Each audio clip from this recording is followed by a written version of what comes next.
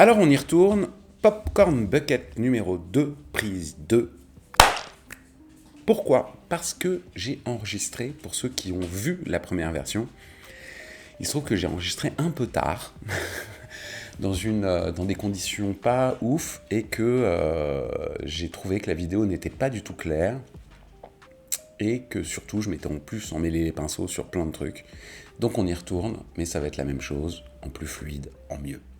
On commence par le premier film disponible en salle, il est à l'affiche, et je veux bien sûr parler du film dont tout le monde parle en cette rentrée 2026, parce qu'il n'y a pas non plus 1000 trucs, c'est-à-dire 28 ans plus tard, Le Temple des Morts. La suite de 28 ans plus tard, également suite de 28 semaines plus tard, qui était également la suite de 28 jours plus tard, de notre ami Danny Boyle. Alors, on va commencer par parler un peu de Danny Boyle, parce que Danny Boyle, c'est pas un réal comme les autres, c'est donc un réal britannique, extrêmement prolifique, extrêmement talentueux, pour plusieurs raisons. Déjà, quand on regarde sa filmographie, il y a quand même du très très lourd. Ça commence dans les années 90 avec Petit meurtre entre amis. Pour ma génération, c'est un film culte. Si vous ne l'avez pas vu, allez le voir. C'est une comédie noire, un bijou, un bonbon. Ensuite, il a fait quand même Trainspotting avec Ewan McGregor, qui va révéler, parce que c'est ça son deuxième talent aussi. Il révèle beaucoup de comédiens dont on considère aujourd'hui qu'ils sont les meilleurs. La plage avec Leonardo DiCaprio.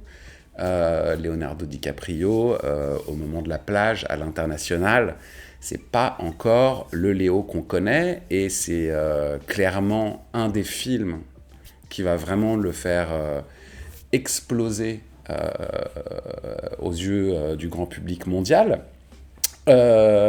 Slumdog Millionnaire, pareil, révélation du jeune garçon qui attendra 25 ans ou 30 ans pour refaire un film, mais quand même un jeune comédien tout à fait remarquable. Et 127 heures, je ne sais pas si vous vous souvenez de ce film, qui est donc basé sur des faits réels. On y reviendra dans les deux autres films dont je vais vous parler dans cette vidéo, et qui était moins boylien à la caméra, parce qu'en fait le mec, bon, je sais pas si vous savez, c'est l'histoire d'un mec qui se coince quelque part, et qui doit, pour se décoincer, parce qu'il est tout seul, il n'a aucun moyen de se faire aider, va être obligé de faire quelque chose que personnellement je pense que je ne ferai pas, je préfère mourir moi. Mais bon, voilà, si vous n'avez pas vu le film, vraiment allez le voir, c'est un super film. Donc voilà, gros réal, avec une filmographie qui me donne envie de chialer, tellement j'aurais aimé avoir le centième, du quart, du tiers, du dixième du talent de ce garçon. Et en plus, donc, comme je vous l'ai dit, il a révélé des vrais talents, et j'en viens à la franchise 28, il a révélé dans le premier opus, et il joue aussi, alors il est un tout petit peu moins présent dans 28 semaines, le deuxième opus, mais Cillian Murphy quand même, l'acteur qu'on connaît tous aujourd'hui pour le grand public, certainement via Peaky Blinders, cette série folle dont je vous parlerai probablement un jour, mais aussi c'est un Nolanien, c'est-à-dire que c'est un des comédiens fétiches de Nolan, puisque de souvenir, il est au moins dans Inception, et bien sûr, c'est le rôle principal, omniprésent, omnipotent, d'Oppenheimer. Voilà pour la petite parenthèse. Danny Boyle, donc gros réal, découvreur de talent. Et ce qu'il faut savoir sur la franchise déjà 28, c'est que la franchise 28, elle a continué parce qu'elle a été extrêmement rentable. 28 jours plus tard, n'était pas inscrit dans une trilogie à la base, c'était un film de genre. On est dans la période, finalement, Boyle, je crois vraiment que son premier film, c'est Petit meurtre entre amis, et ça doit être 1995. ou 14 ou 16. Là, je vous fais tout de mémoire, donc m'en veuillez pas. Euh, et 28 jours plus tard, c'est pour deux raisons un film important. Déjà, ça va installer définitivement le vrai style en termes de caméra, de lumière de Boyle. Parce que le film, pour des raisons budgétaires, va être tourné avec ce qu'on appelle à l'époque, enfin qu'on pourrait appeler toujours aujourd'hui, mais ça n'existe plus, une caméra DV. Donc c'est les premières caméras numériques, c'est encore sur bande, c'est pas des cartes, et ça donne un accès à une image incroyable pour le grand public. Maintenant, par rapport, surtout quand on gonfle l'image pour la projeter sur un écran de cinéma, ça donne quand même un grain un peu claqué, un très très particulier, mais ça c'était voulu par Boyle. C'est-à-dire qu'effectivement, dans 28 jours plus tard, euh, il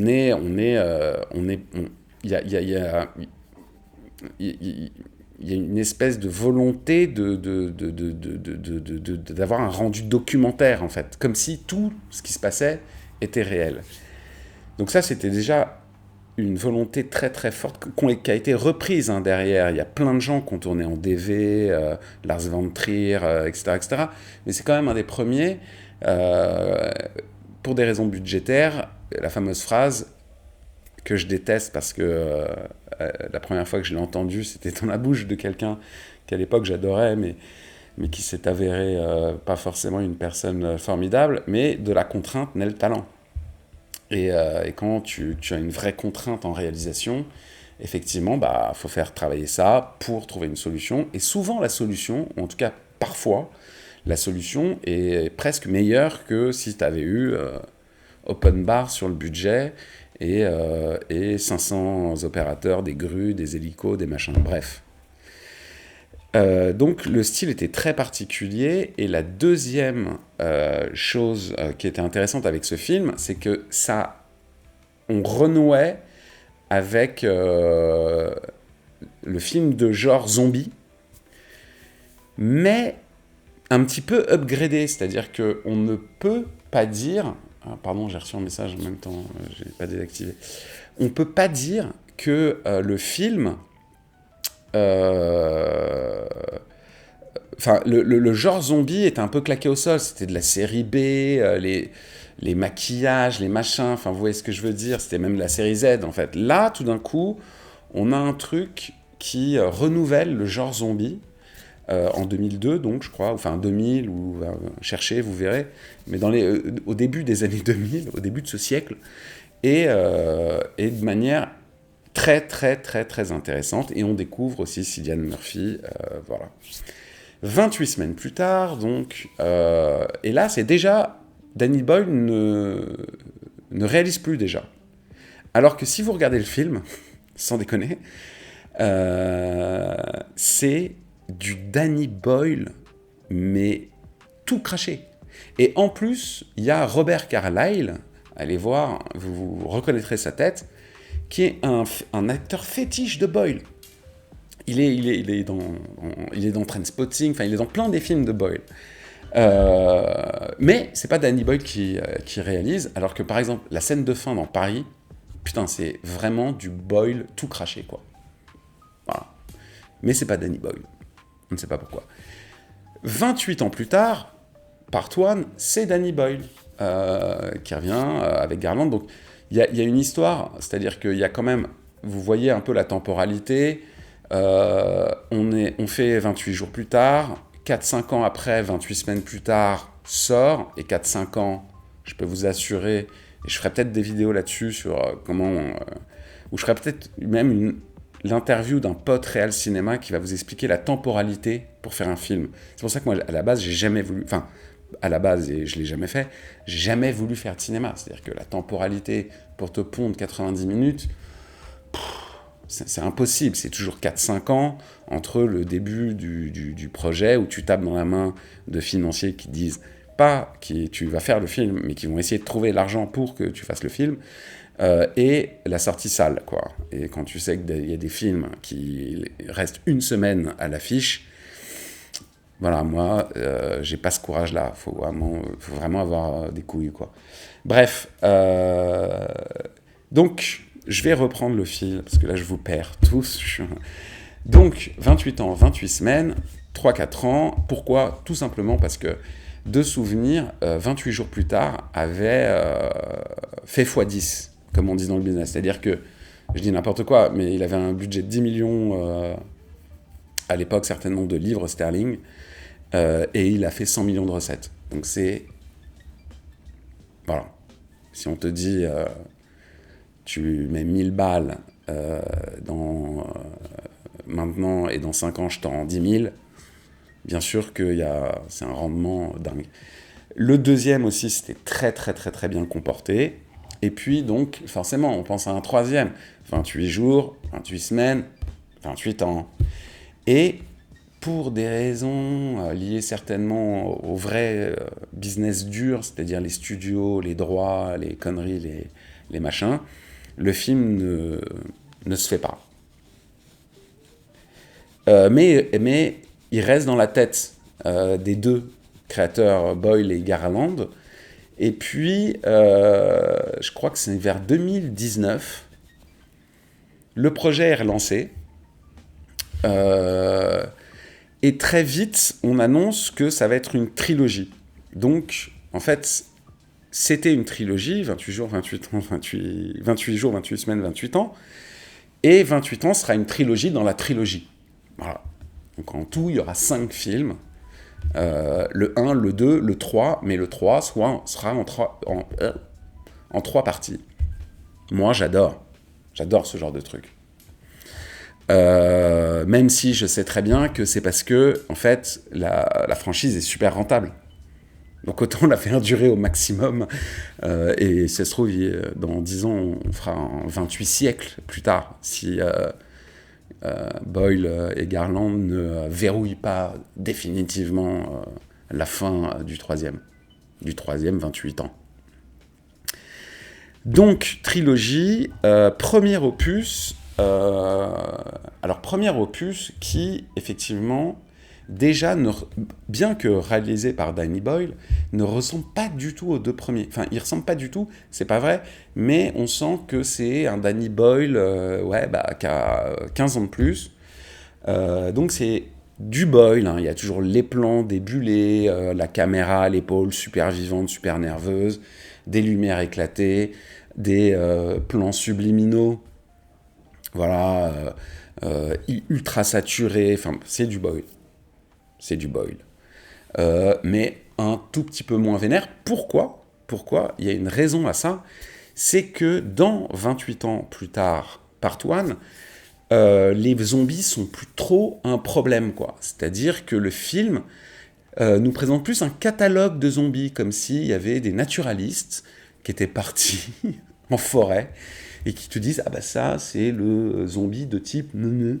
Ça, c'est le zombie de type bibi. » Et ça, et il y a l'alpha. Donc l'alpha, comme chez les loups, c'est le boss, il a une meute, la meute lui obéit, il n'y a que lui qui s'accouple, parce qu'ils s'accouplent maintenant, les zombies. Bref, voilà, c'est très naturaliste, mais on est encore, en gros, donc il y a 1 milliard de symboles dans ces films, et beaucoup de symboles qui sont vraiment anglo-anglais. Que nous... Alors moi, j'ai vécu en Angleterre, il se trouve que... Donc il y en a que j'ai compris, parce que y a vraiment des références à des histoires, ou des émissions de télé, enfin de la pop culture, qui là-bas étaient tellement énormes quand j'y vivais, que forcément, je la connais. C'est pas que je la connais, mais je l'ai vue. Et d'ailleurs, c'est dès la fin du 28 jours plus tard, où notre héros, le petit garçon, tombe sur un groupe qui est mené par un garçon, Jimmy Crystal, avec une perruque blonde, c'est pas innocent, et entouré, en gros, de sa petite garde rapprochée, qu'il appelle les Jimmies, et qui eux-mêmes portent tous, qui sont 7. Et ça aussi, c'est un symbole, qui portent tous des perruques blondes aussi. Donc c'est... Alors, moi, quand j'ai vu parce que, alors, je n'avais pas vu, je vous avouerai, j'avais vu, et plusieurs fois 28 jours plus tard, j'avais vu moins de fois, mais plusieurs fois 28 semaines plus tard, mais je n'avais jamais vu, je ne sais pas pourquoi d'ailleurs, c'est très étrange, 28 ans plus tard. Donc je l'ai vu juste avant d'aller le voir au cinéma. Et c'était une bonne idée. Et donc je vois la fin du 28 ans plus tard, et avec les Jimmys, et je me dis, mais c'est les Droogies de Kubrick dans Orange Mécanique, quoi. Clairement, clairement. Et quand le type dit, je suis Sir Jimmy Crystal, je me dis, mais putain, en fait, c'est une ref il y a eu un scandale énorme en Angleterre. En gros, en Angleterre, il y a une émission qui s'appelle Top of the Pops, qui est une émission... Alors, je ne sais pas si elle est encore à l'antenne. Quand j'y vivais, elle était encore à l'antenne. Et moi, quand j'ai commencé à faire des captations musicales, j'ai commencé à regarder tous les Top of the Pops parce que ça date des années 60. C'est une des émissions... C'est Taratata, en fait. Voilà. Déjà, je vous mets au courant. En gros, c'est Taratata, mixé avec les émissions d'M6 qu'il y avait début 2000. C'est-à-dire qu'en fait, c'est Taratata dans le sens où c'est filmé. Vraiment, c'est une leçon de filmage de musique, de spectacle vivant musical. Et en plus, ça reprenait, pour le coup, contrairement à Taratata, mais même si Taratata le fait, parce que la plupart des artistes viennent faire leur promo, ça reprenait vraiment le top 50, d'où Top of the Pops. Voilà. Donc tu avais un truc super bien filmé, et avec le classement, en fait, des ventes de émissions cultissimes. Bref. Et il y a un mec qui présentait l'émission là-bas, qui était une star énorme, qui faisait aussi des émissions avec des enfants et tout ça. Bref.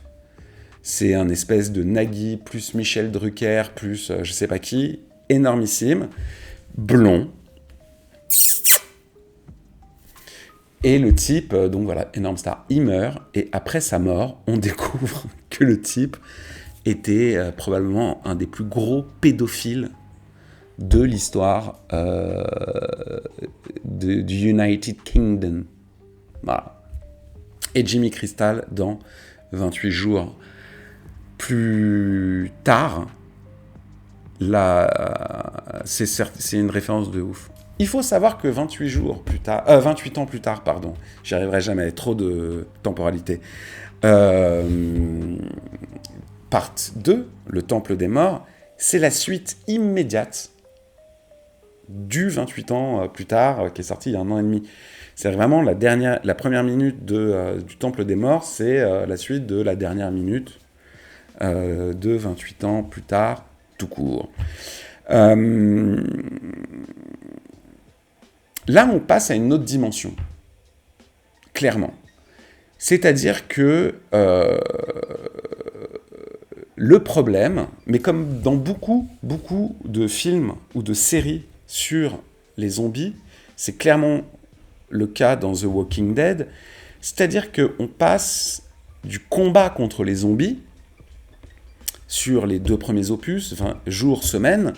Sur le premier 28 ans, on passe à un discours finalement où les zombies sont plus trop un problème.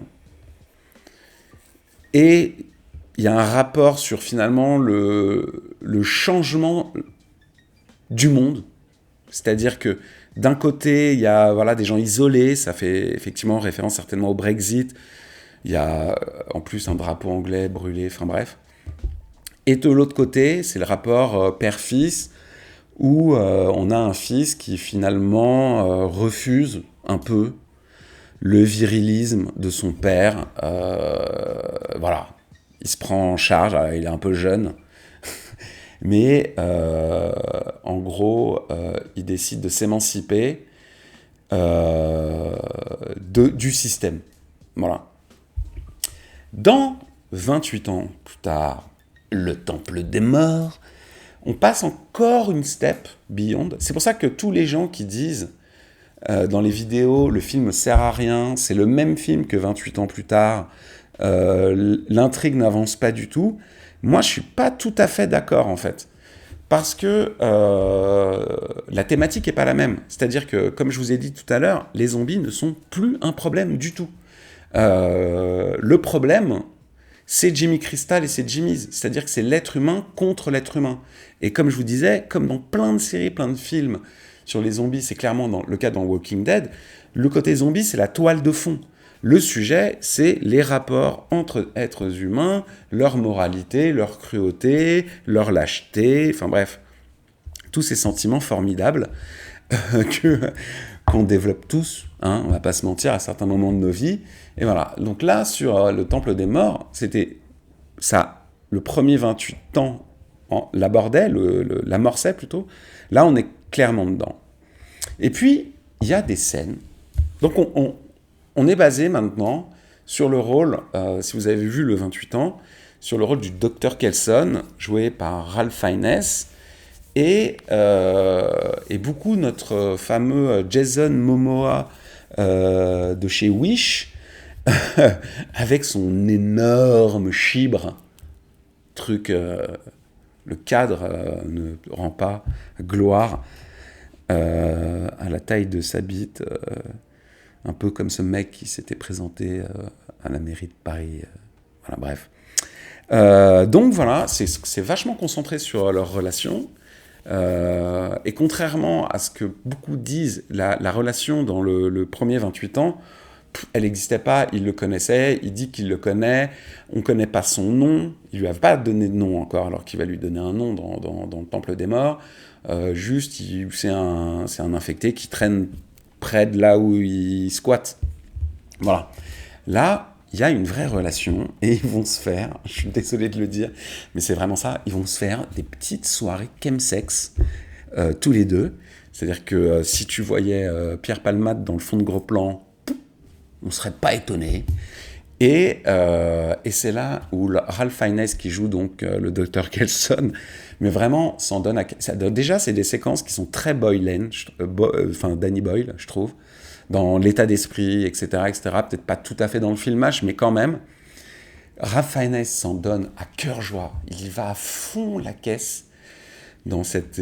Parce que c'est des espèces de soirées mystico-satanico-droguées. Hein, en fait, on va pas se mentir.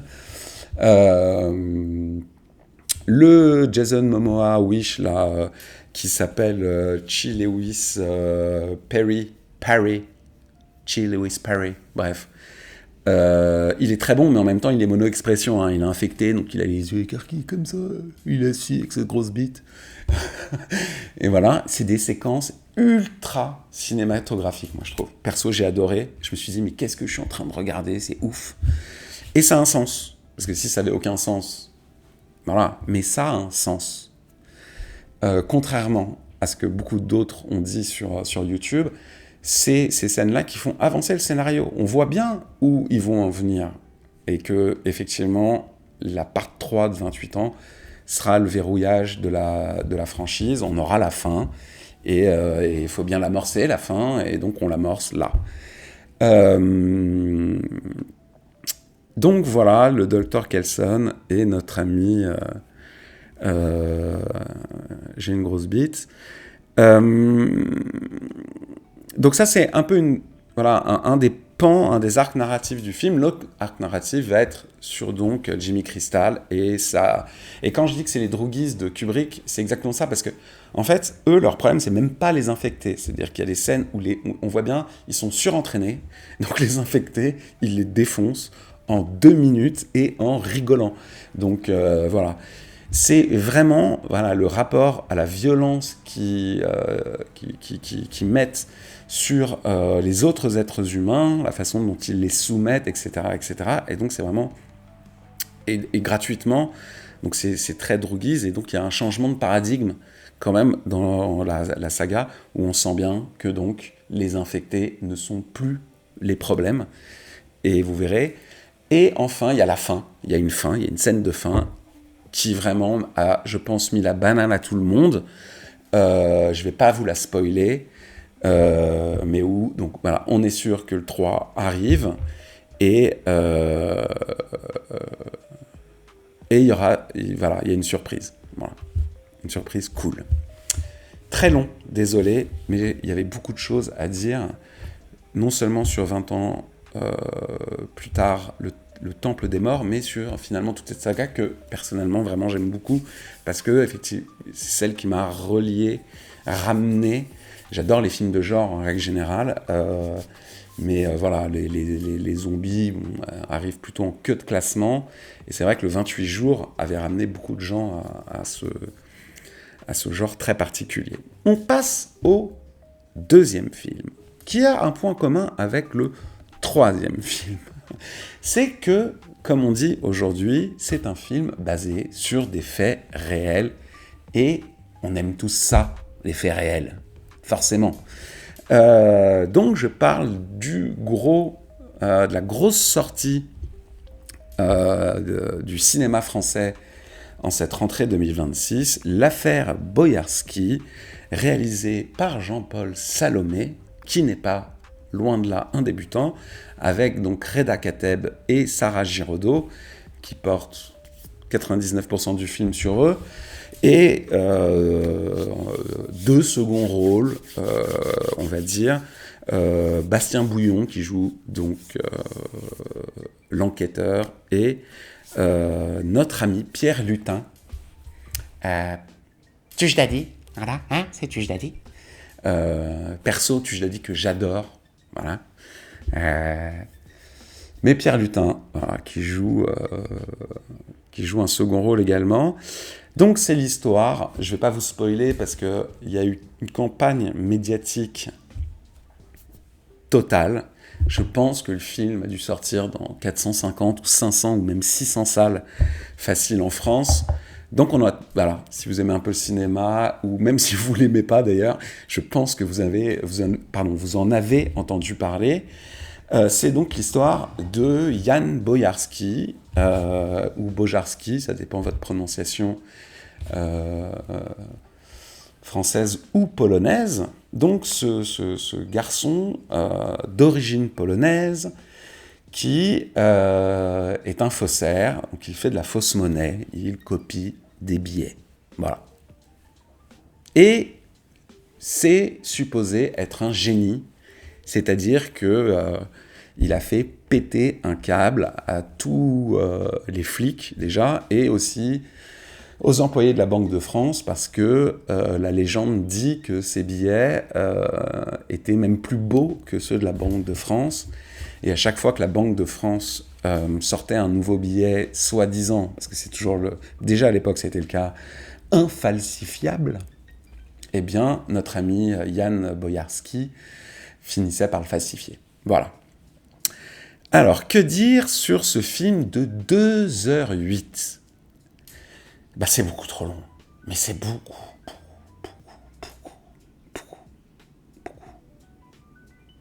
trop long. Première chose. Deuxième chose, c'est une pub, donc de 2h08, c'est long 2h08. Une pub totale pour les vendeurs de tabac, les cigarettiers. C'est-à-dire qu'il n'y a pas une scène où tu n'as pas un mec, voire deux, voire trois, qui clopent avec une montagne de paquets de feuilles à rouler OCB derrière eux. Enfin, j'ai jamais vu ça. C'est où est la loi Evin ? C'est-à-dire qu'à un moment donné, oui, bien sûr qu'à l'époque, puisque ça se passe post-Deuxième Guerre mondiale, dans les années 50, 60, 70, beaucoup de gens fumaient. Mais on est en 2025, enfin, tu vois, t'as pas besoin... Alors, je sais qu'il y a beaucoup d'acteurs, John Wayne, par exemple, il est certainement mort de ça, d'ailleurs. Lui, ça l'aidait à jouer, d'avoir une clope à la main, ou au bec. Ça lui donnait une constance. Là, je suis pas sûr que tous les comédiens de ce film en 2025 aient les mêmes besoins, les mêmes TikTok, ou je sais pas quoi, mais enfin bref. Pub pour les cigarettes, de ouf. Alors on voit bien que la thématique du film, et ça, à mon avis, ça a été vraiment travaillé. Alors, le film se veut ultra réaliste, et ça aussi, c'est un problème. Parce qu'en fait, quand vous faites un film inspiré, et c'est pour ça qu'on dit inspiré de faits réels, on dit très peu maintenant d'une histoire vraie. Parce que inspiré de faits réels, pour le scénariste et le réalisateur, ça te permet de jouer avec l'histoire. C'est-à-dire que tu te fais un gros bloc de faits réels, et puis tu saupoudres de la mise en scène. Tu rajoutes des persos pour créer des trucs, des cliffs, des machins. Enfin, je vous ai dit, à chaque fois, un scénario, c'est une sinusoïdale, normalement. Ça fait ça. C'est tu montes les gens vers un cliff ou un turning point, c'est un changement violent dans le scénario, et puis tu redescends leur rythme cardiaque un petit peu, puis tu le remontes, et ainsi de suite. C'est comme ça, c'est pareil pour le montage, pour plein de trucs.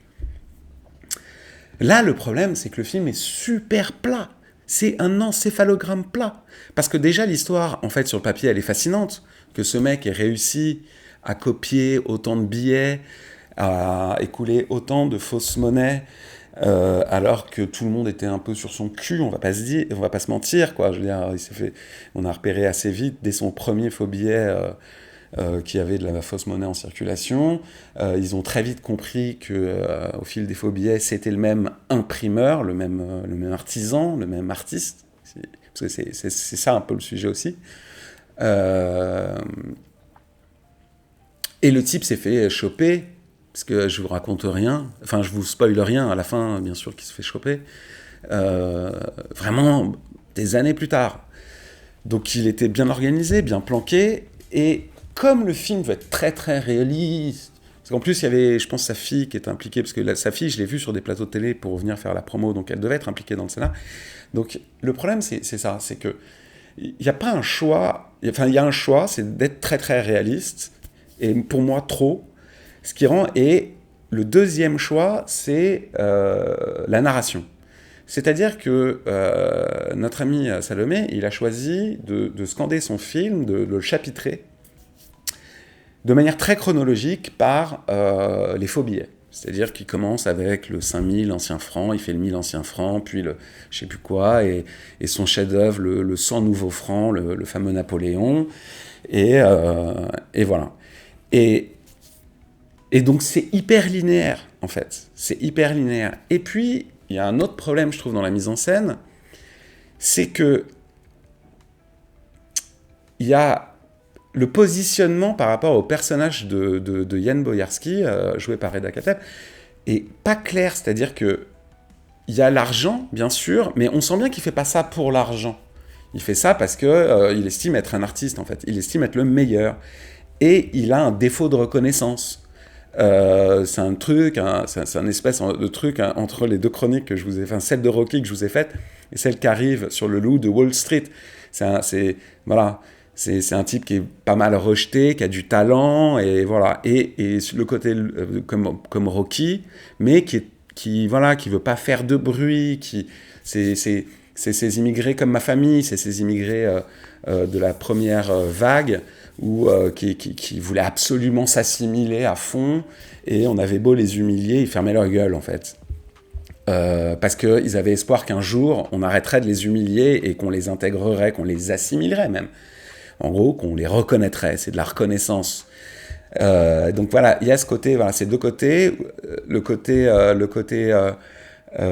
ingénieur incroyable, artiste incroyable, et le côté je fais tout ça pour finalement me venger par désir de reconnaissance, plus que de richesse finalement.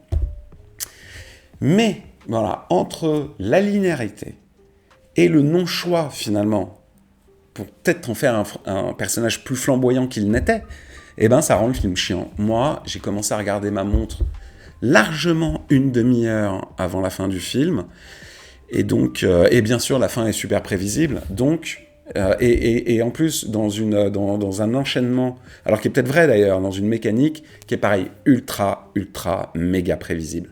C'est-à-dire que on voit où ça va, et très vite, on sait comment et pourquoi ça va finir.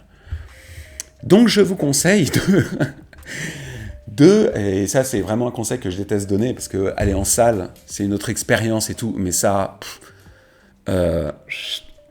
ciné dimanche, TF1, gourmand croquant. Voilà. Vous kifferez le film, et vous direz que c'est un super film. Alors que si tu vas le voir et que tu dépenses 15 balles en salle, plus 7 balles 50 pour tes pop-corn, et que tu vas détester, en tout cas c'est à mon âge, parce que moi quand je me suis levé, j'ai vu le film, il va être encensé, et il va faire des entrées, parce que c'est typiquement, mais un peu comme je vais être méchant, mais un peu comme Comte de Monte Cristo, etc., etc., c'est pour les cheveux bleus, quoi. C'est-à-dire que moi je me suis levé, il y avait que des gens de 70 ans dans la salle. Que des gens de 70 ans. Et qui se levaient avec une banane comme ça en disant « Oh ouais, le film était vachement bien quand même. Et Reda Kateb quand même, pour un rebeu, il est bon. » Voilà, avec ce petit truc quand même où on rappelle que le colonisé, il s'en est bien tiré, enfin, insupportable. Bref, je divague, je digresse, c'est pas bien. Donc tout ça pour dire que voilà, ça va marcher, tous les vieux vont y aller. Vous attendez vraiment la diff télé gratuite. Hein, diff télé gratuite. On passe au deuxième film. Je vais faire mieux. Au deuxième film. Enfin, au troisième film, je suis complètement fou. Au troisième film, pardon. Qui est donc sorti sur Amazon Prime, la plateforme qui ne sert à rien, qui coûte de l'argent à une boîte qui est surrentable. Arrêtez Amazon d'essayer de faire de la télé, enfin, ou même des films. Alors c'est bien, parce que là, ce film-là, en l'occurrence, enfin, je suis très mitigé, mais en l'occurrence, oui, why not? Mais laissez faire Disney et Netflix. Voilà, on s'en fout.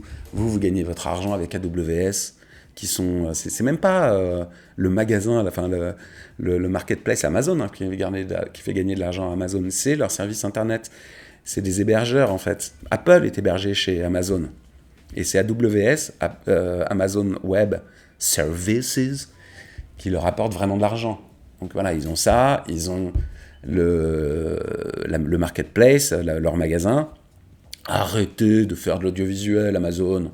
On s'en fout. Mais bon, une fois par an, parce que bon, ils nous sortent des LOL qui ressortent, moi je supporte pas. Voilà, et je supporte pas d'autant plus que les gens sont payés des fortunes. Donc bref, mais je sais que voilà, mon fils adore, il en faut pour tous les goûts. Hein. Sinon, ils nous ont fait quoi? Frenchy Shore. Je sais pas si vous avez... Regardez Frenchy Shore, ou les Shores en règle générale. Ça, si la télé doit se sauver, ou la télé-réalité par des trucs comme ça, moi je suis contre. Je vous le dis, je suis contre.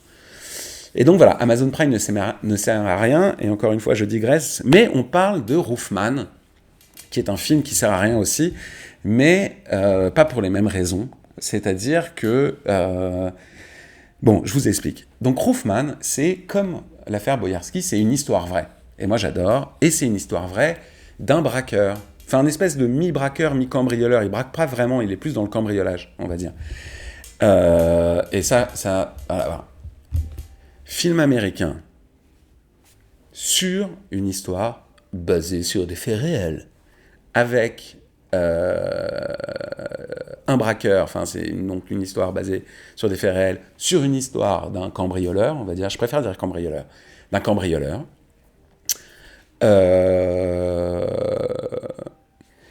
Derek Cianfrance, que j'ai dû taper, hein, je l'ai googlisé, hein, je vous mens pas, hein, j'ai pas la science infuse, mais je m'en souviens parce que j'ai vu un de ses films précédents qui s'appelait The Place Beyond the Pines, qui était avec Ryan Gosling, et qui était un film très très intéressant. Donc tu te dis, voilà, ça faisait longtemps qu'il l'avait pas réalisé, parce que le mec, comme beaucoup de réals, hein, il est aussi chef-op, scénariste, donc il a dû bosser un peu ailleurs à un moment donné, donc ça faisait longtemps qu'il n'avait pas signé un film, donc tu te dis, why not? Channing Tatum, je suis pas le plus grand fan du garçon, mais quand on regarde du cinéma français et du cinéma américain, on peut pas dire que Channing Tatum est un mauvais comédien. Donc Kristen Dunst,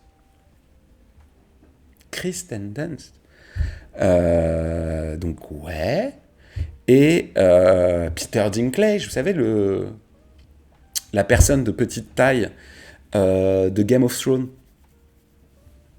Chambé, le mec est surfort, et comme il a un physique particulier, hors norme, ça donne toujours un truc dingue, et ça le donne dans ce film aussi. Bref, que des bonnes nouvelles. Donc tu te dis, tu vas pas voir un film intellectuel, hein, tu vas pas apprendre des trucs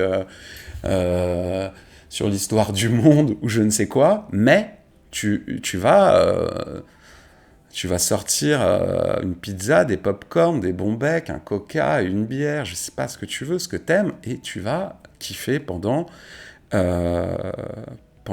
heures. Sauf que non. Enfin non. Oui, mais vite fait. Parce que le scénario est hyper bancal et à plusieurs moments. Alors sans te spoiler, par exemple, parce que c'est au début... Alors il y a plusieurs frustrations. Donc il y a des frustrations scénaristiques.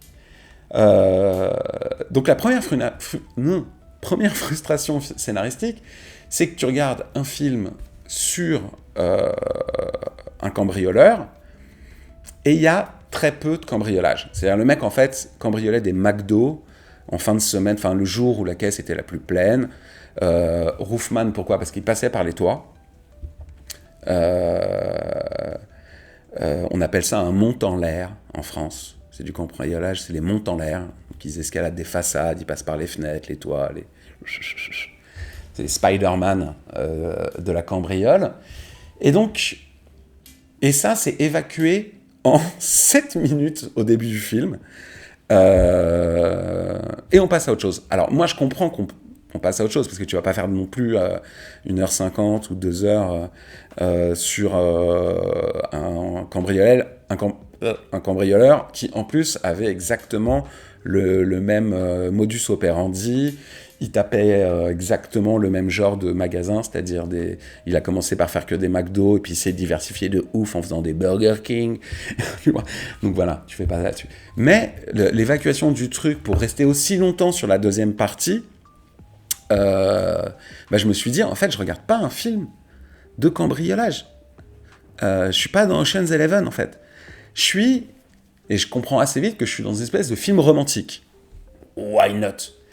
Mais même dans le film romantique, il y a des bugs de scénar de ouf. Et sans vous spoiler, par exemple, le type, au début, pourquoi, comme dans plein de... Et je suis jamais tout à fait d'accord avec ça. Et je voulais vous dire pourquoi. Au début, tu comprends que le type, pourquoi il cambriole ? Parce qu'il a une petite fille, qu'il est plus trop avec la mère, et que donc parce qu'il est en galère de taf, etc., ce qui est déjà, à l'heure de MeToo, toutes ces histoires-là un peu capillotractées, quoi, de toujours faire passer les mecs en galère avec les meufs, c'est parce qu'ils gagnent pas de thunes. Il y a plein de meufs qui restent avec toi, même si t'as pas de thunes, hein, bref.